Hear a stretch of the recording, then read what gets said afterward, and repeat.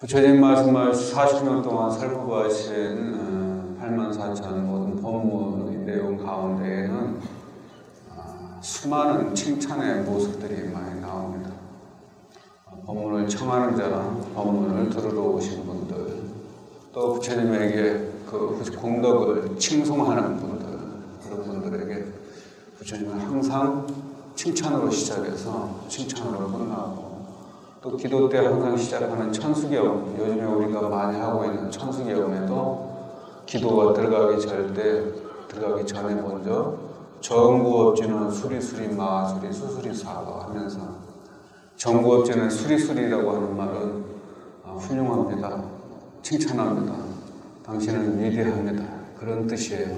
수리수리 마수리 수수리 사바 이런 우리는 오늘은 부처님의 지혜에 대해서 여러분과 같이 공부를 해보는 시간입니다.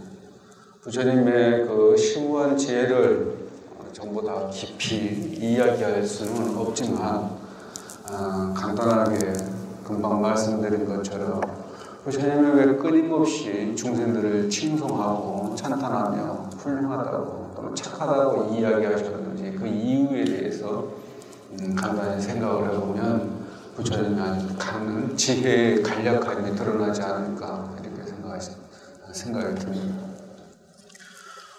부처님은 중생을 무지하게 사랑을 하셨어요. 큰 자비를 베푸셔가지고 인류 미래에 앞으로 다가오는 우리 미래에 행복한 그러한 사회, 행복한 불국토가 이루어질 수 있도록 하는 첫 번째 메시지로 우리에게 큰 자비를 베푸시면서 우리에게 칭찬을 했다는 점입니다. 아마 얼마 전, 몇 년 전인가요? TV에서 칭찬합시다라고 서로 훌륭한 사회에 좋은 일을 한 사람들을 칭찬하는 그런 릴레이 칭찬하는 그런 프로그램이 제작된 적이 있습니다.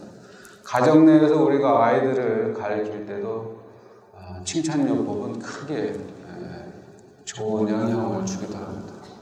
또 서구에서 가끔 좋지 않은 사건이, 또는 우리 한국의 학교에서도 좋지 않은 일이 생길 때 생기는 원인은 상대를 상대에게 인정받지 못함으로 인한 소외감 또는 왕따라고 하죠.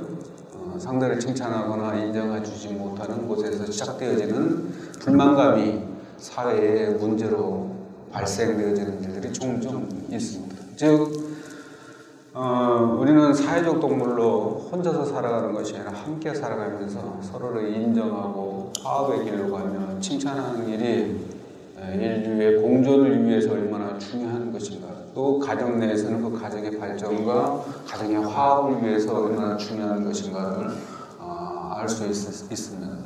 그와 마찬가지로 부처님의 지혜는 중생이 서로 화합하고 서로를 인정하며 서로를 칭찬하면서 상생하기를 바라는 그런 마음이 아주 단적으로 나타나는 그런 부분이라고 할 수 있습니다.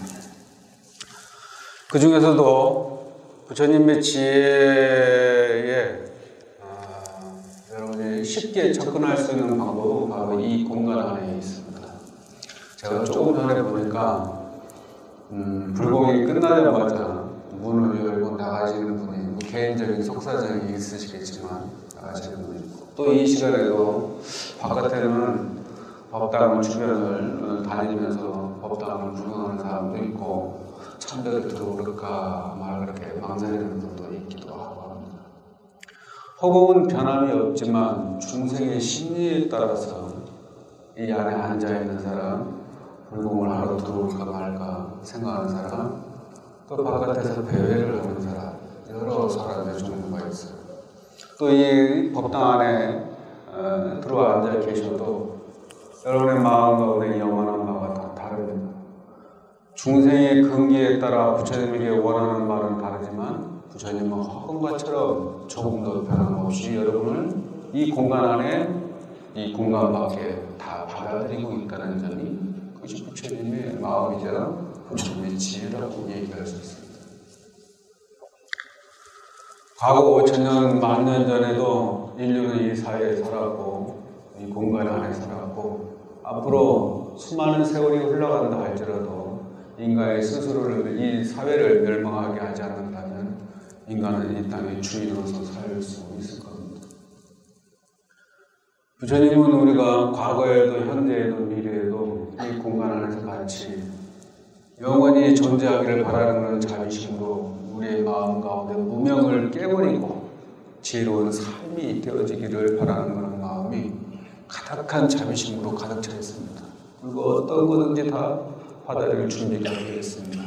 조그만 미물에서부터 악한 얘의 길까지 다 받아들일 준비가 되어 있어요. 왜냐? 선한 사람도 악한 사람도 이 공간 안에 받아들여야 될 사람들이기 때문에. 그래서 부처님은 선과 악을 가리지 않습니다. 돈과 명예를 가리지 않습니다. 사람의 많이 배움과 적게 배움을 가리지 않는 것이 바로 부처님의 지위인 것입니다. 한 수행자가 나무 밑에서 조용히 수행을 하고 있는데 그 앞을 지나가던 사람들이 그 수행자를 보고 온갖 이야기를 합니다. 그 수행자는 이미 산매 안에 들어서 마음이 고요하고 조금 더 변함이 없어서 몸도 한타끝도 움직이지 아니하고 심신이 안정된 상태로 고요한 상태에 있었어요. 근데 지나가는 사람은 그 사람을 보고 웬 거지가 앉아서 나무 밑에서 앉아있구나. 또 어떤 사람은 수행자가 저 밑에서 이렇게 앉아있구나. 또 어떤 사람은 지나가면서 저 아름답고 평화로운 모습이 마치 부처님의 모습과 같구나. 이렇게 생각하는 사람이 있고, 또 어떤 수행자는 지나가면서 생각하기를 저 모습은 사람의 모습을 가지고 있지만 저 마음에는 사람의 모습도 중생의 모습도 그 어떠한 모습도 찾아볼 수 없는 무심한 상태가 되었구나. 무념, 무와 무심의 진면목의 모습을 우리한테 보여주고 있구나. 이렇게 생각하는 사람이 있다. 그래서 사람의 보는 견해에 따라서 사람의 업력에 따라서 판단하는 바가 각기 또 다르게 나타난다. 이 앞에 모셔져 있는 부처님을 한 분을 보시고도 여기 와서 부처님이 엄청 크다 이렇게 보시는 분이 있고 부처님이 급으로 도배를 했구나 이렇게 보는 분도 있고 위협감을 느끼는 분도 있고 그래서 절에 가면 무섭다고 생각하시는 분이 있고 편안하다고 생각하는 분이 있고 어떤 분은 향내가 좋다고 그러고 어떤 애는 향내가 나쁘다. 중생의 근기와 차별에 따라서 각기의 마음을 다르게 먹지만 부처님은 그것을 다 인정하고 받아주신다. 이것이 바로 부처님의 차이다. 즉 여러분의 자식이 여러분에게 아무리 속을 새기고 근심걱정을 끼치는 일을 한다 할지라도 부모의 사랑은 변함없고 끈 다함이 없는 것처럼 부처님 또한 중생을 사랑하기는 마음에 다함이 없다. 그러니 그런 부처님에 대한 은혜에 대한 우리의 보답은 어떻게 이루어져야 될 것인가? 다른 종교는 헌신과 봉사, 봉헌, 희생을 요구하지만 부처님은 그런 것을 요구하지 않습니다. 여러분 마음 가운데서 어둠을 밝히고 어둠을 몰아내고 밝은 마음으로 지혜롭게 부처님처럼 편안하고 평등하게 모든 걸 받아들일 수 있는 그런 대작의 마음을 갖추기를 바라는 것이 부처님의 염원입니다. 여러분에게 희생을 요구하지도 않고 여러분에게 많은 것을 달라고 하지도 않습니다. 또 미래를 약속하지도 않습니다. 부처님은 눈앞에 보이는 고통이 없다면 눈앞에 보이지 않는 고통을 여러분이 얻으라고 말씀을 하십니다. 그래서 부처님은 연기법을 깨닫고 얼마 전에 며칠 전에 성도제일이 지났지만 부처님은 성도를 하시고 난 다음에 성도의 내용을 우리한테 직접 말씀하시지 않으셨어요. 깨달음을 얻으셨지만 깨달은 내용을 먼저 얘기하신 것이 아니라 교진여 등을 찾아가서 맨 처음에 하신 말씀이 고진멸도 사성제를 먼저 설법하셨습니다. 괴롭지 말아라. 왜 괴로워야 하는 것인가? 이 세상에 있는 모든 생명은 모두 다 본래부터 부처였었고 몰래 행복한 존재였는데 왜 여러분들께서는 괴로워하고 계십니까? 이 세상에 태어난 자는 왜 괴로움을 벗어날 수가 없는 것일까? 부처님의 출가의 원인이기도 했으며 그 문제를 해결하고 난 이후에 깨달음을 얻으셨지만 깨달음의 내용을 먼저 말씀하지 않으시고 중생의 아픔을 먼저 걱정하셔서 괴롭지 말라는 말씀을 먼저 그것도 과거나 미래가 아니라 현재 우리에게 당부해서 말씀하셨다는 점입니다. 병원에 가시면은 의사가 환자의 병의 원인을 먼저 살펴보도록 하죠. 그럼 원인을 알아야 처방을 해서 치료를 하니까. 그런 것처럼 부처님도 중생이 괴로워하는 것을 병으로 보시고 중생이 왜 저렇게 괴로워하는 것일까라는 그런 원인을 찾아 헤매시다가 사람의 마음 가운데는 가래라고 하는 병이 하나 있구나. 가래. 무엇인가 끝없는 관심과 애정을 바라는 그러한 갈증이 사람 마음 가운데 끊임없이 일어나고 있구나. 그것은 무엇으로부터 일어나는 것이냐? 집착이라고 하는 아주 독한 마음이 그 안에 들어있구나. 그 집착이라고 하는 독한 마음을 없애기 위한 방법이 무엇일까? 바로 봐야 된다라고 얘기했어요. 무엇을 바라보야 돼요? 나를 바라보자. 우리는 지수와 붕 4대로 이루어졌으며 인연의 모임을 통해서 이 몸이 만들어졌고 태어난 이후로 끊임없이 보고 듣고 냄새맡고 감촉하고 느끼면서 마음의 온갖 여러 가지 감정들을 쌓아오면서 그것이 마치 영원히 갈 것처럼 이 육신과 이 마음 만들어진 마음이 영원히 갈 것처럼 생각하면서 보고 듣고 알고 경험하는 것들을 전부 내 것으로 만들려고 하는 그런 탐심이 조금씩 자라나서 어느덧 그것이 괴로움으로 자리 잡는 씨앗이 되었더라. 그 시작이 가래서부터 시작됐음을 알았다. 나부터 먼저 알아야 되겠다. 이 세상은 여러분들도 다 알다시피 가끔 TV에도 나오지만 인생은 무상하다라고 얘기합니다. 인생이 무상하다고 얘기하는 것은 모든 것은 다 변화하기 때문이죠. 멈추지 않고 변화하기 때문이에요.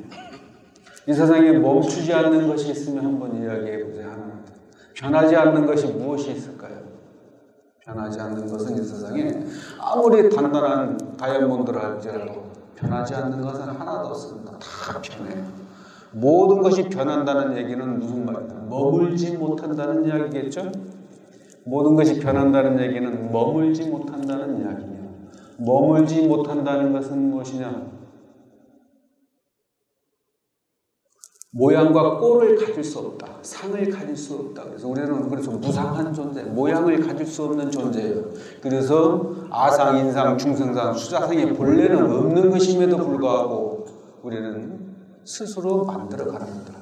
수행자는 마음을 텅 비워서 나무 앞에서 수행을 하고 있는데 그것을 보는 자가 판단하는 바가 많다. 이 자리에 계신 부처님께서는 허공과 같아서 일체 모든 중생을 받아들일 준비가 되어 있으나 이 자리에 찾아온 사람들은 미리 무엇인가를 바라고 온다. 이 점이 중생심이요. 그것이 상을 갖는 일이다 이 말이죠. 모든 것은 다 변화해서 머물지 못하고 상을 가질 수가 없는데도 불구하고 우리는 언제 시시각각으로 언제 어느든지 상을 가지고 상대를 대하겠다. 특히나 부처님을 대했을 때 그때는 끊임없는 중생심 속으로 빠져들어갈 수밖에 없다. 부처님을 원하지 않습니다. 부처님은 여러분에게 무념과 무심과 무아로서 괴로움에 빠지지 않는 일을 않기를 바랍니다. 허공은 자유로워서 네모난 집을 짓든 빨간 집을 짓든 동그란 집을 짓든 세모난 집을 짓든 구애를 받지 않는 것이 허공과 같은 것입니다. 사람 마음 또한 그 한계를 지을 수가 없는 것이어서 시기하는 마음을 짓든 사랑하는 마음을 짓든 질투의 마음을 짓든 까르르 웃고자 하는 웃고 싶은 마음을 짓든 그건 자유로운 마치 허공과 같은 것이 사람의 마음에도 불마음인 것입니다. 다만 스스로가 집을 어떻게 짓느냐, 이 법당에서 여러분의 가정에서 이 사회에서 여러분의 집을 어떻게 짓고 있느냐 하는 여러분의 마음이 중요한 것입니다. 그래서 일체 유심조라고 얘기를 하기도 했지만 서산 선생님은 이렇게 또 얘기하셨어요.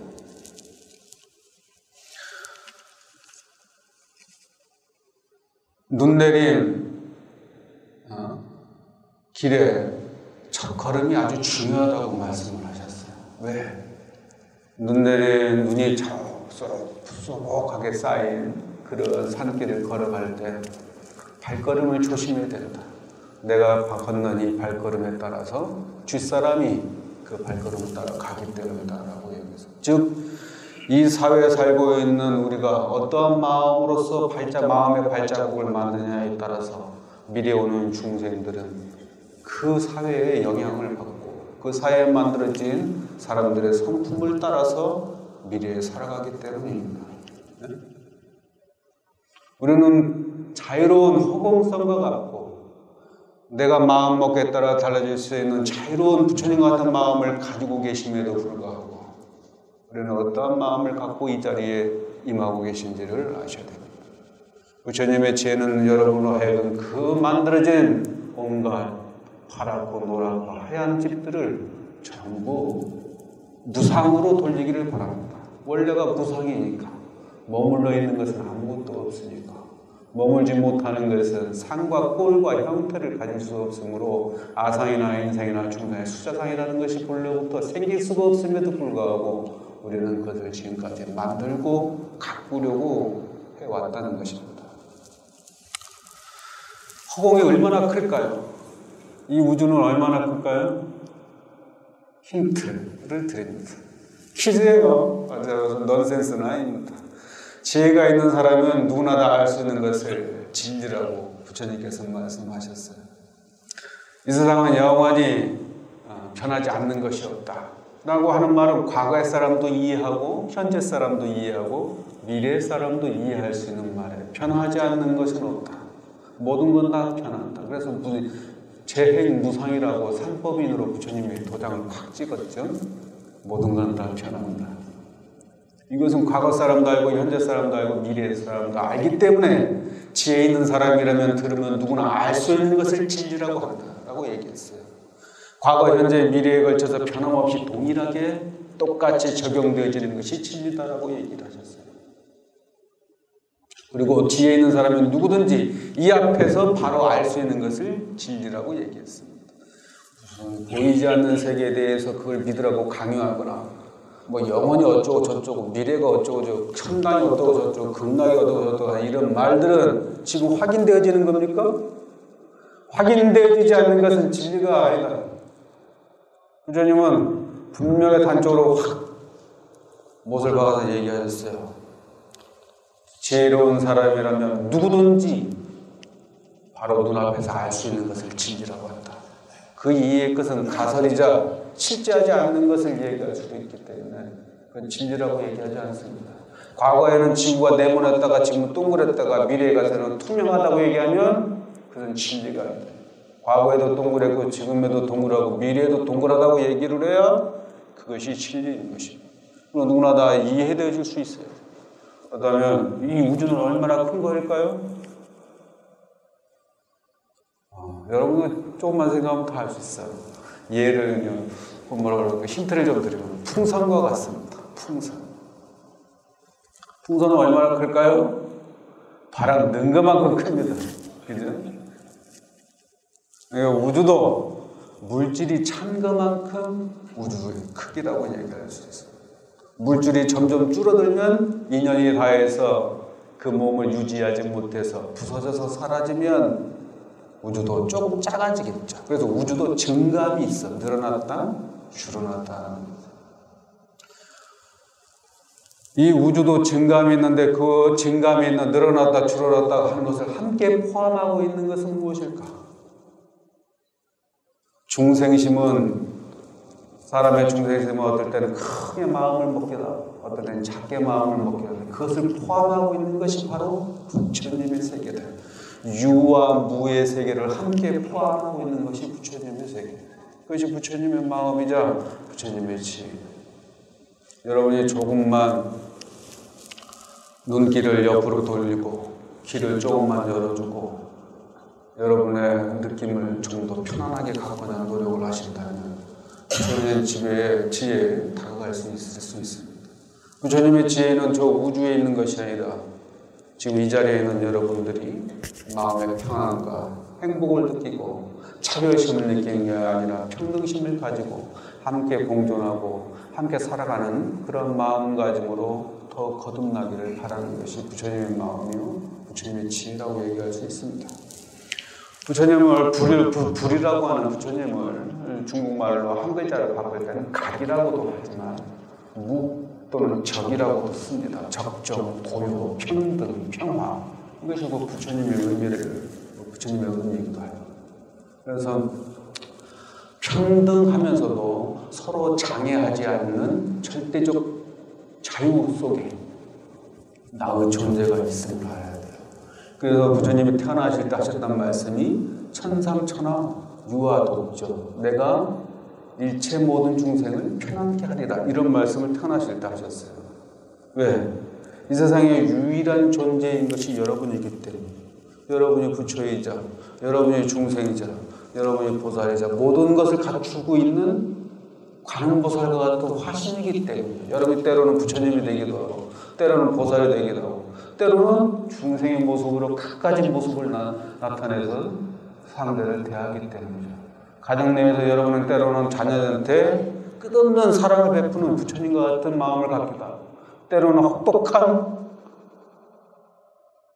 신장과 같은 마음으로 상대를 매질하기도 하고 또 어떨 때는 간교하게 그 아이를 바른 길로 이끌기 위해서 꾀를 내기도 하고 어떨 때는 자녀가 서로 경쟁하기 위해서 경쟁심을 붙이기도 합니다. 우리는 온갖 마음을 여러 방향으로 쓸 수 있는 자유로움이 있으며 쓸 수 있는 능력, 자유자재한 능력을 갖추고 있어요. 그리고 또 하나는 이 우주 가운데에 두 개를 찾아볼 수 없는 유일한 존재예요. 다이아몬드가 아무리 귀하고 비싸다고 그래도 그것은 흔하지 않기 때문이죠. 세상에 다 다이아몬드를 흙처럼 다이아몬드를 만들어냈다면 다이아몬드가 그래 귀하지 않을까요? 다이아몬드 몇 개 없기 때문이죠. 그와 마찬가지로 시기성 때문에 가격이 높이 올라간다면 나보다 더 희귀한 존재가 있을까? 이 우주에, 이 세상에 과거 무한한 시간, 현재에도 계속 흘러가는 시간, 앞으로 미래에 다가올 끝없는 시간 속에 전부 합쳐서 나라고 하는 존재는 지금 현재 이것뿐이에요. 지금 하나뿐이라. 그러니 독특한 존재이자 유일한 존재인 내가 가끔 자유로운 마음을 쓰는 것이야 당연히 있을 수 있는 일이죠. 하지만 거기에 괴로움을 만들면 안 된다. 괴로움을 유발시키지 않아야 된다 이 말이죠. 괴로움을 유발시키지 않는 지혜를 갖춰야 된다. 그래서 부처님께서는 중도를 얘기하셨다. 현실을 바로 보고 영원히 갈 수 없지만 유일한 존재인 나, 모양과 꼴을 형태를 갖출 수 없지만 독특하게 평등하게 누구나 다 유일한 존재이면서도 자유로운 존재이면서도 함께 살아갈 수밖에 없는 나인 것을 분명히 알고 중도의 입장에서 괴로움을 유발시키지 않는 그런 사람입니다. 예전에 보니까 영화 가운데 구타 유발자들 이런 영화가 있더라고요. 싸움이 일어나고 그런 영화입니다. 요즘에 새로 나온 영화 중에는 지구 종말의 날인가 지구 멸망의 날 키아누 리브스라고 하는 그 옛날에 그 스피드 주인공 있죠? 영화 주인공 그분이 나오는 그 영화가 있더라고요. 거기에 주 내용의 주제는 뭐냐? 인간을 바이러스, 지구를 멸망케 하는 자유 바이러스로 인간을 규정을 하고 인간을 싹 지구에서 청소하기 위해서 외계인이 온 그런 영화예요. 근데 거기에서 주된 내용의 대사가 무엇이냐? 이 사람이 외계에서 온 생명체가 마음을 바꾼 주된 대사의 내용은 인간은 지금 최대한으로 스스로를 멸망하면 안 되겠다라고 하는 스스로가 너무 사악해졌다라고 하는 그런 시점을 느끼고 있다. 그래서 우리도 변화해야지만이 지구와 함께 살아갈 수 있다라고 하는 그런 마음을 갖기 시작한 시작이니까 우리에게 시간을 주어라. 너희들이 지구를 정화시키지 않으려고 하더라도 우리가 지구를 자체적으로 정화하지 않으면 우리가 살아갈 수 없는, 지구와 함께 살아갈 수 없다는 것을 자각하기 시작했으니 그 스스로 정화할 수 있는 시간을 달라. 이것이 그 대사의 주 대목이었고 그것을 인정해 줌으로 인해서 인간이 지구에 살 수 있는 그런 기회가 열리는 그런 영화로 되어 있어요. 옛날에 사무엘 잭슨이 주연으로 나왔던 스표라고 하는 영화도 있었어요. 스표. 동그란 구체라고 하는 뜻이에요. 근데 지금 나온 영화하고 과거 영화하고 똑같은 그 영화의 지구에 그 위협을 주는 물건이 뭐냐면 표공처럼 동그란 구체예요. 근데 그 스표라는 영화는 사람이 우주에서 날라온 구가, 동그란 구가 공같이 생긴 것이 바닷속으로 들어갔는데 그것을 연구하러 들어가던 사람이 우연하게 그 안에를 사람이 들어갔다 나와요. 들어갔다 나온 사람이 꿈을 꾸거나 생각을 하면 현실로 모든 것이 다 이루어지는 거예요. 여러분이 만약에 여기 부처님이 앞에 계신데 부처님에게 108배를 했더니 여러분이 생각하는 대로 모든 것이 다 이루어지더라. 돈을 생각하니까는 집이 갑자기 그냥 비싸져가지고 돈을 벌고 또 명예를 생각하니 뭐 자녀들이 그냥 인류대학이나 무슨 고시에 붙어가지고 바로 명예를 얻게 되더라. 이렇게 되면 여러분 기쁘겠죠. 그런데 그 마음에만 우리의 소원이 하는 그런 마음만 안에 있는 것이 아니라 때로는 그 반대로 저를 잃어버리면 어떨까라는 두려움이 안에 있다. 그 잃어버리는 방법도 혹시 옆집에 영순이가 와가지고 뺏어가지 않을까? 이렇게 생각을 하면 진짜 영순이가 와서 뺏어가는 현상이 생기는 거예요. 즉 예전에 뭐 동화에 나온 것처럼 사람 손이 만지면 다 금으로 변한다는 것처럼 사랑하는 사람도 미워하는 사람도 만나면 다 금이 돼요. 그래서 사람의 마음 가운데에 스스로가 중도적 입장의 삶을 어떻게 살아가야 되는지 그리고 준비가 되지 않은 사람은 그에게 자유로운 여유주를 가져다 준다 할지라도 그 반면에 정화되지 않은 두려움과 공포와 시기와 질투와 미움, 사악함이 마음속에서 사라지지 않는다면 그것이 그대로 현실로 나타나기 때문에 아직 인간에게 준비가 되지 않았다. 여러분에게 여유주를 줄 준비가 되지 않았다.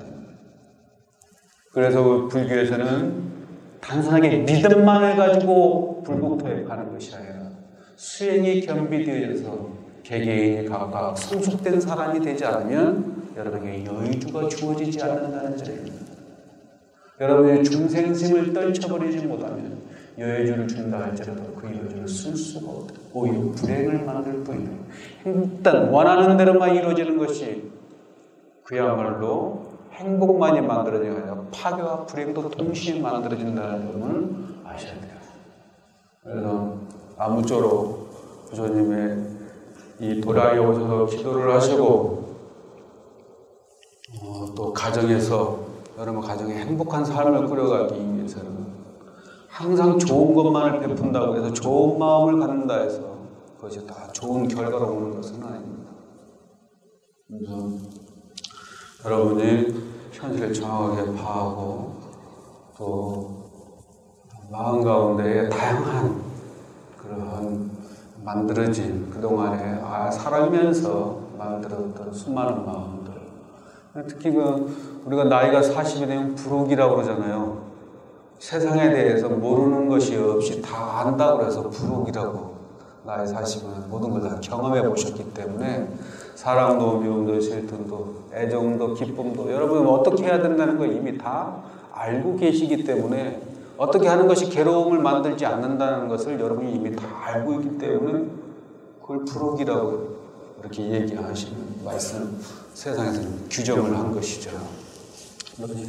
이미 여기 자리에 계신 분들은 부록의 연세를 다 지나서 세상의 미혹됨으로부터 벗어날 수 있는 체력을 이미 마음 가운데 다 갖추고 계십니다. 잘못 쓰면 번뇌요, 잘 쓰면 지혜가 될 수 있는 그 마음이 여러분은 이미 다 갖춰져 있어요. 그것이 부록입니다. 미혹되지 않는다. 더 이상 속지 않는다 이 말이죠.